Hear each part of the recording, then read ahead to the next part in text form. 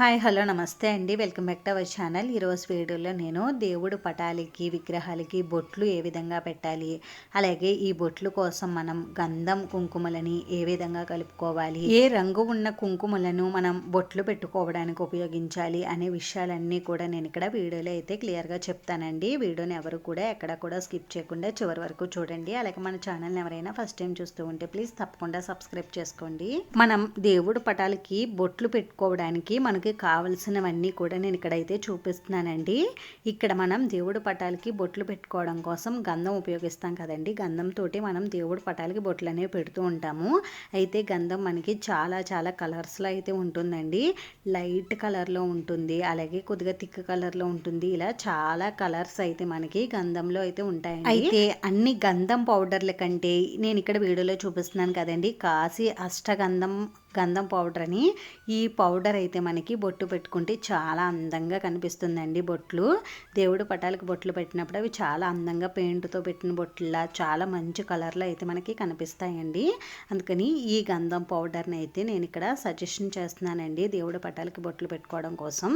అలాగే మనం దేవుడు పటాలకి బొట్లు పెట్టినప్పుడు గంధం పౌడర్ తోటే కాకుండా ఇలా పూజా పౌడర్ అనేది నేను మన ఛానల్లో ఆల్రెడీ పౌడర్ ఎలా తయారు చేసుకోవాలో వీడియో అయితే చేసి పెట్టానండి. ఆ పౌడర్ని కూడా మనం ఈ గంధం పౌడర్లో కలుపుకుని దేవుడి పటాలకి బొట్లు పెడితే ఆ బొట్లు మంచి స్మెల్ అయితే వస్తాయండి. అలాగే ఎక్కువ రోజులు కూడా మనకి పటాలకి బొట్లు అనేవి ఉంటాయండి. ఒక నెల రోజుల పాటు మనం దేవుడి పటాలకి మళ్ళీ బొట్లు పెట్టవలసిన అవసరం ఉండదండి. ఎందుకంటే మనం ప్రతి అమావాస్య తర్వాత పూజారు మనం క్లీన్ చేసి బొట్లు పెడతాం కదండి.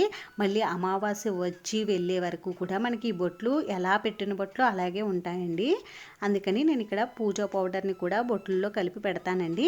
ఈ పూజా పౌడర్ని కలిపి మనం దేవుడి పటాలకి బొట్లు పెట్టడం వల్ల మనకి దైవాకర్షణ అనేది కలుగుతుందండి. అలాగే మంచి పాజిటివ్ వైబ్స్ కూడా కలుగుతాయి, మంచి స్మెల్ వస్తుందండి ఈ పౌడరు.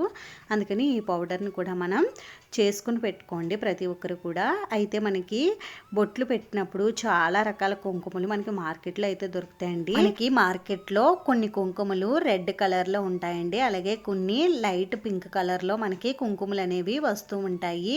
వాటి అన్నిటికంటే కూడా నేను ఇక్కడ వీడియోలో చూపించాను కదండి, ఇదే అసలైన కుంకుమ అండి. ఈ కుంకుమతోటి మనం దేవుడి పటాలకి బొట్లు పెట్టుకుంటే బొట్లు అందంగా కనిపిస్తాయండి. పింక్ కలర్ కానీ రెడ్ కలర్ కానీ కుంకుమలతో బొట్లు పెట్టుకుంటే అవి పొడి పొడిగా అయిపోయి తొందరగా బొట్లు అనేవి చెరిగిపోతూ ఉంటాయండి, అలాగే పోతాయి కూడా. అందుకని ఈ విధంగా ఈ కుంకుమతోటే మనం దేవుడి పటాలకి బొట్లు పెట్టుకున్నప్పుడు ఈ కుంకుమతోటే పెట్టుకోవాలండి, బొట్లు అందంగా కనిపిస్తాయి. అయితే నేను ఇప్పుడు ముందుగా దేవుడి పటాలకి బొట్లు పెట్టుకోవడానికి ఒక బౌల్ని తీసుకుని ఈ బౌల్లోకి మనం గంధం పౌడర్ చూపించాం కదండి, ఆ గంధం పౌడర్ని 1.5 స్పూన్ వరకు బౌల్లో వేసుకోవాలండి. అంటే మనకి దేవుడి పటాలు ఎక్కువ ఉంటే 1.5 స్పూన్ వరకు తీసుకోండి. ఒకవేళ మీ దగ్గర తక్కువ దేవుడి పటాలు ఉంటే కొద్దిగా తగ్గించి తీసుకోండి. మీకు ఎంత పడుతుందో మీకు ఐడియా ఉంటుంది కదండి, గంధం పౌడరు అంతైతే తీసుకోండి. ఆ తర్వాత నేను ఈ గంధం పౌడర్లోకి ఇక్కడ మనం పూజా రూమ్ పౌడర్ చేసుకున్నాం కదండి, దీన్ని కూడా ఒక స్పూన్ వరకు వేసుకుంటున్నానండి. ఇలా వేసుకున్న తర్వాత ఈ రెండు బాగా కలిసేలా మిక్స్ చేసుకోవాలండి. ఇలా మిక్స్ చేసుకున్న తర్వాత మనం ఈ బొట్టు పెట్టుకోవడానికి ఈ పేస్ట్ని రోజ్ వాటర్తో కానీ పన్నీర్తో కానీ లేదు అంటే నార్మల్ వాటర్తో అయినా కూడా కలుపుకోవచ్చండి. నేనైతే ఇక్కడ ఈ పేస్ట్ని రోజ్ వాటర్ తోటే కలుపుతున్నానండి. రోజ్ వాటర్తో కలుపుకోవడం వల్ల మనకి బొట్టు మంచి స్మెల్ వస్తుందని ఇక్కడ నేను రోజ్ వాటర్తో అయితేనే కలుపుతున్నానండి.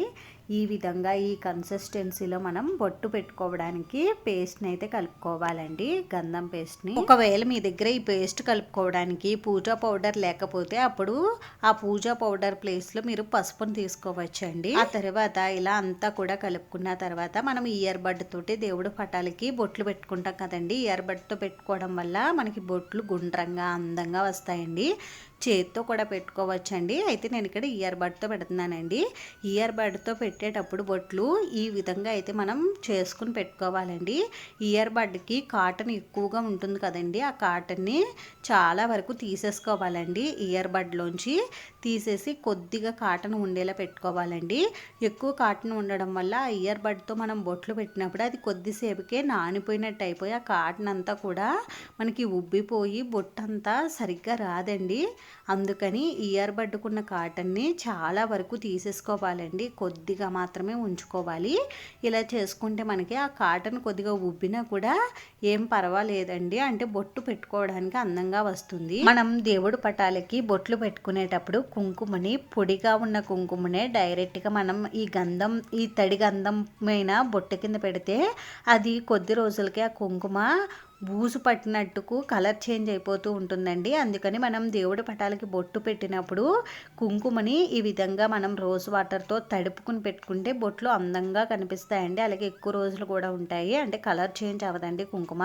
నేను ఇన్నాళ్ళ కుంకుమని పొడిగానే పెట్టేదాన్నండి, కానీ కొద్ది రోజులకే ఆ బొట్టు మనకి కలర్ చేంజ్ అయిపోవడం, అంటే ఆ కుంకుమ కలర్ చేంజ్ అయిపోయినట్టుగా కనిపిస్తూ ఉంది. అందుకని నేను ఈ విధంగా అయితే కుంకుమని కూడా తడిపే పెట్టుకుంటున్నానండి ఈ మధ్యన అయితే. ఇలా పెట్టుకుంటుంటే మనకి బొట్లు ఎక్కువ రోజులు ఉంటున్నాయండి. కుంకుమని కొద్దిగా తిక్కుగానే కలుపుకోవాలండి. మనం కుంకుమ పేస్ట్ కలుపుకునేటప్పుడు నార్మల్ వాటర్తోనైనా మనం కుంకుమని కలుపుకోవచ్చండి, రోజ్ వాటరే ఉండాలని ఏమీ లేదు. అయితే ఈ విధంగా మనం బొట్టు పెట్టుకోవడానికి అన్ని పేస్టులని కలుపుకున్న తర్వాత దేవుడి పటాలని మనం ముందుగానే క్లీన్ చేసుకుని పెట్టుకుంటాం కదండి తడి క్లాత్తో. నేను దేవుడి పటాన్ని తడి క్లాత్తో క్లీన్ చేసుకుని ఆ తర్వాత పొడి క్లాత్తో క్లీన్ చేసుకుని పెట్టుకున్నానండి. ఇప్పుడు మనం ఈ దేవుడి పటానికి గంధం కుంకుమ బొట్లు అయితే పెట్టుకోవాలండి. మీకు ఎక్కడెక్కడ దేవుడి పటానికి బొట్లు పెట్టుకోవాలని అనుకుంటారో అక్కడ ఇయర్ బడ్తో ఈ విధంగా మనం గంధం కుంకుమతో బొట్లు అనేవి పెట్టుకోవాలండి.